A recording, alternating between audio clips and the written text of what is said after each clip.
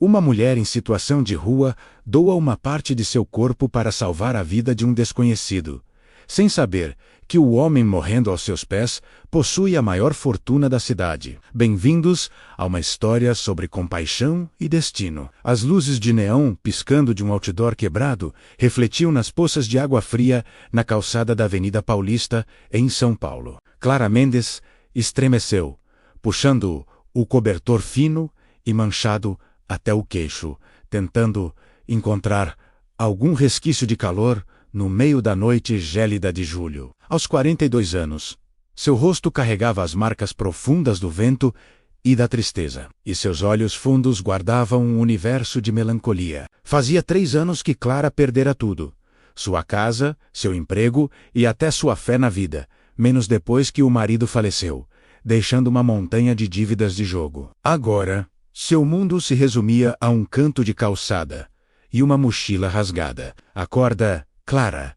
O caminhão de lixo já está vindo, menos a voz rouca de Dona Lourdes. Sua velha companheira de infortúnio a despertou de um sonho inquieto. Dona Lourdes, de 60 anos, com cabelos brancos desgrenhados, lutava para recolher os papelões úmidos. Se não nos apressarmos, a padaria do seu Manuel vai ficar sem sobras de pão. Clara levantou-se e, com dificuldade, as juntas doendo em protesto a cada movimento, ela observou a multidão começar a correr apressada pela rua. As pessoas passavam por ela como se fosse invisível, um fantasma, uma mancha que estragava a pintura urbana glamourosa. Mas Clara não reclamava. Ela havia se acostumado a ser esquecida. As duas mulheres caminharam silenciosamente na neblina da manhã, dividindo o pedaço de pão seco que o bondoso padeiro havia guardado escondido. Ao meio-dia, Clara estava em seu cruzamento habitual, onde a riqueza e a miséria se encontravam. Ela não pedia dinheiro gritando. Ela apenas segurava uma pequena placa de papelão onde se lia: "Tenho fome, qualquer ajuda é bem-vinda." Seus olhos estavam baixos, evitando olhar para os carros de luxo parados no sinal vermelho. A vergonha era sempre uma faca cortando sua dignidade todos os dias. Foi nesse momento exato que o destino desferiu um golpe inesperado. Do outro lado da rua, um homem saiu de um Oran Rússio corporativo. Ele vestia um terno atumarinho feito sob medida, segurava uma pasta de couro reluzente e gritava irritado ao telefone. Era Roberto Vasconcelos, o rei dos investimentos do Brasil. O homem que podia fazer a bolsa de valores tremer com um simples franzir de testa. Mas naquele momento, ele não parecia um rei. Seu rosto estava pálido como cera, e o suor escorria pela testa. De repente, Roberto deixou o celular caro cair. Sua mão agarrou o peito esquerdo com força, os olhos arregalados em pânico absoluto, antes que seu corpo alto desabasse no concreto frio. Clara não pensou. O instinto de quem já foi mãe, de quem já teve uma família feliz, surgiu mais forte do que nunca. Ela largou a placa de papelão, correu entre os carros que buzinavam furiosamente, ignorando o perigo para chegar ao lado do desconhecido. "Socorro! Alguém me ajude! Chamem uma ambulância!" Clara gritou, a voz falhando de medo. Ela se ajoelhou ao lado de Roberto, suas mãos calejadas e sujas de poeira pressionando o rosto liso dele. A multidão começou a se formar, criando um círculo de curiosidade mórbida. Mas em vez de ajudar, sacaram os celulares. Os flashes disparavam incessantemente. Sussurros ecoavam, mas ninguém se abaixava. Eles estavam fazendo transmissões ao vivo, gravando stories. A indiferença da multidão foi como um balde de água gelada no rosto de Clara. "Por favor, ele vai morrer!" Clara berrou, as lágrimas escorrendo. Ela rapidamente afrouxou a gravata de Roberto, verificando sua respiração. "Aguenta firme, moço. Não desista. A ambulância já vem." Roberto, em seu delírio de dor, abriu os olhos turvos e viu a mulher que o protegia do sol escaldante. Ele não viu as roupas rasgadas, não sentiu o cheiro da rua. Ele viu apenas olhos castanhos quentes, cheios de preocupação e humanidade. Uma mão quente segurava a dele com força, prendendo-o à vida. A sirene da ambulância finalmente soou, rasgando o ar abafado. Os paramédicos chegaram rapidamente com a maca. No caos, uma enfermeira virou-se para Clara. Você é parente? Venha na ambulância. Precisamos de informações. Clara ia negar, balançar a cabeça. Mas ao olhar para a mão de Roberto, que ainda segurava a barra de sua camisa suja, inconscientemente, ela sentiu. Ela subiu na ambulância, deixando para trás o barulho da cidade, entrando em uma jornada que mudaria sua vida para sempre. No Hospital Santa Helena, depois que Roberto foi levado para a emergência, Clara ficou encolhida em uma cadeira de plástico no corredor, perdida entre o branco estéril e o cheiro de antisséptico. Ela ia embora. Mas um médico saiu acompanhado de uma assistente social chamada Juliana. Você é a Clara? O médico perguntou, olhando-a com análise, mas sem falta de respeito. O paciente, Roberto Vasconcelos, está em estado crítico. Ambos os rins entraram em falência total. Ele precisa de um transplante urgente, mas o tipo sanguíneo dele é o negativo, extremamente raro. Clara piscou. Confusa. Eu sou apenas uma pessoa que passava na rua e ajudou. Juliana, a assistente social, interveio suavemente. Quando você chegou, fizemos uma triagem básica e tiramos uma amostra de sangue, pois você estava manchada com o sangue do paciente. Clara, você sabia que também é o negativo. O tempo parou. Clara arregalou os olhos. O que a senhora quer dizer? Sei que isso soa loucura e contra todas as regras, suspirou o médico. Gravemente, mas a família Vasconcelos está desesperada. Sem um rim nas próximas 48 horas, Roberto morrerá. Seus exames preliminares mostram uma compatibilidade incrível. Você estaria disposta a considerar a doação? Clara ficou paralisada. Doar uma parte do corpo para um estranho? Um homem rico cujo nome ela nem sabia até 5 minutos atrás? Ela olhou para suas mãos rachadas. Depois olhou pelo vidro da emergência, onde Roberto jazia imóvel, cercado por máquinas. Naquele momento, Clara não viu um bilionário. Ela viu apenas um ser humano lutando sozinho contra a morte, assim como ela lutava todos os dias na calçada fria. Uma decisão audaciosa começou a queimar no coração daquela mulher que não tinha mais nada a perder. A decisão de Clara não foi um impulso, mas o grito de uma consciência que se recusava a morrer, em meio à miséria. No entanto, quando ela voltou para baixo do viaduto para avisar Dona Lourdes, a reação que recebeu foi de raiva misturada com medo. Você ficou louca? Clara? Sibilo, Dona Lourdes, a mão trêmula, segurando um cigarro barato. Eles são ricos. Eles sugam o sangue de pobres como nós, e agora você vai dar suas entranhas para eles? Depois que pegarem o que precisam, vão te chutar para a sarjeta como um cachorro sarnento. Não é pelo dinheiro, Dona Lourdes, sussurrou Clara, o olhar perdido nos prédios iluminados ao longe. Quando segurei a mão dele, senti o medo dele. Era igual ao meu medo nas noites de tempestade. Não posso ver alguém morrer quando tenho o poder de salvar. Não importa quem seja. Na manhã seguinte, Clara voltou ao Hospital Santa Helena. Desta vez, foi levada para um quarto ventilado, onde tomou um banho quente, lavou o cabelo e comeu uma refeição quente pela primeira vez em 3 anos. A sensação da água morna na pele, o cheiro do sabonete, fizeram-na querer chorar. Ela se olhou no espelho. Ainda era o mesmo rosto sofrido, mas os olhos brilhavam com uma esperança estranha. Os exames médicos foram intensos. O resultado confirmou a compatibilidade quase perfeita. Roberto Vasconcelos continuava em coma, sua vida contada em horas. Beatriz Vasconcelos, irmã de Roberto, uma mulher elegante e poderosa, veio encontrar Clara. Beatriz olhou para Clara com um olhar avaliador. Surpresa ao ver que a doadora era uma mulher de aparência humilde, embora limpa. Ouvi dizer que foi você quem trouxe meu irmão. E agora quer doar um rim? Quanto você quer? 500 mil? 1 milhão de reais? A pergunta cheirava a dinheiro e ofendeu Clara. Mas ela entendia como aquele mundo funcionava. Eu não vendo órgãos, senhora, menos, respondeu Clara, com a voz firme. Eu dou, mas tenho uma condição. Que condição? Beatriz ergueu uma sobrancelha. Nunca diga a ele quem eu sou, ou de onde eu vim. Diga que o doador foi anônimo, alguém que faleceu. Não quero que ele se sinta em dívida com alguém. Como eu? Beatriz ficou atônita. Nunca tinha encontrado alguém que recusasse uma chance daquelas. Após um silêncio, ela assentiu, o olhar suavizando. Tudo bem. Eu prometo, mas a família Vasconcelos sempre paga suas dívidas. Não deixaremos nossa benfeitora desamparada. A cirurgia aconteceu na madrugada seguinte. Clara deitou-se na mesa fria de operação, as luzes cirúrgicas cegando-a. Ela contou regressivamente com o anestesista. 10, 9, 8. Em seu sonho induzido, viu a imagem de seu falecido marido sorrindo.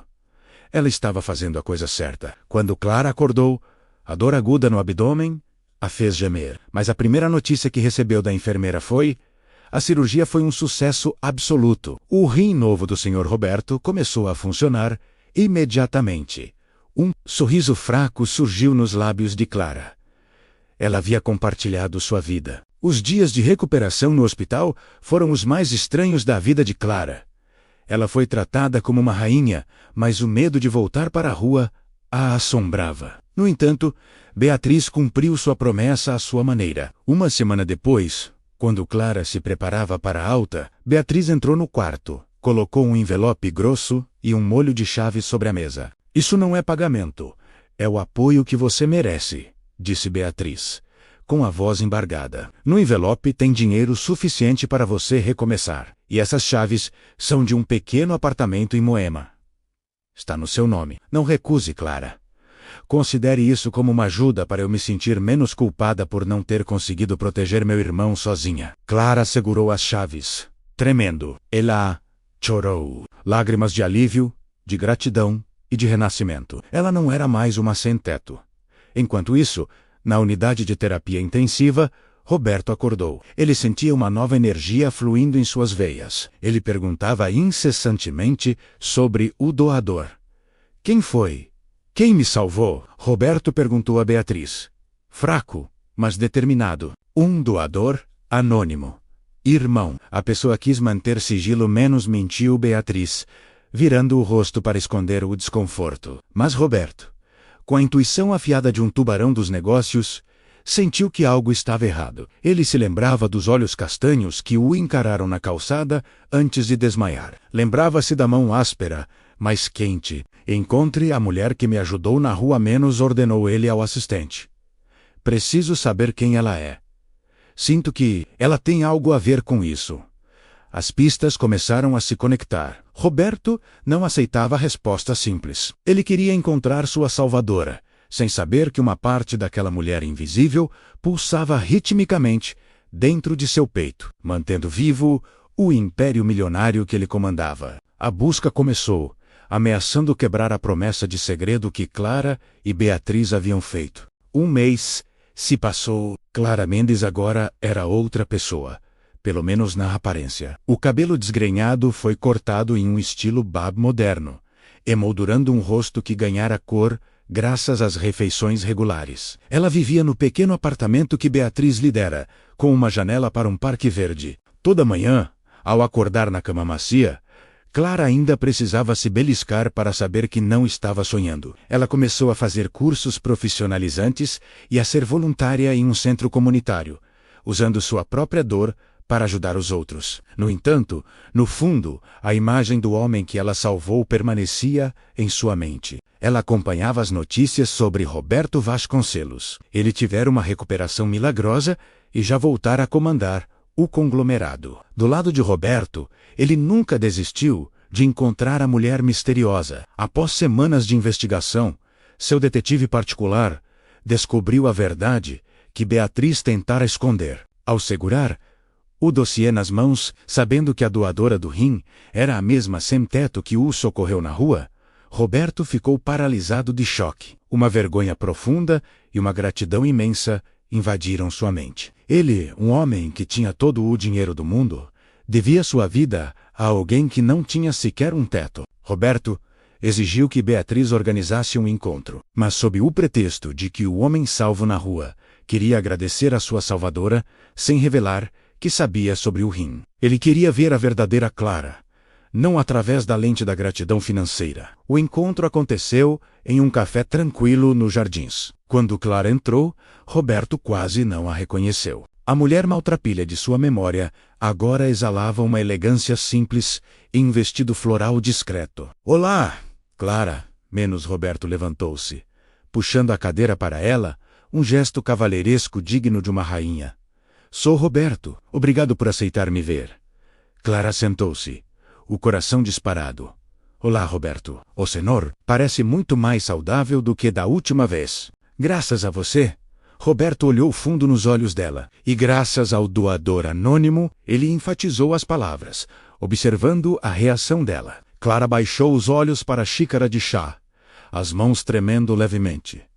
Fico feliz que esteja bem, de verdade. Por que você fez aquilo? Roberto perguntou de repente, a voz rouca de emoção. Por que alguém que lutava para sobreviver a cada dia estaria disposta a sacrificar tanto por um estranho? Clara ergueu o rosto, o olhar límpido e firme. Porque a pobreza só levou meus bens, senhor Roberto.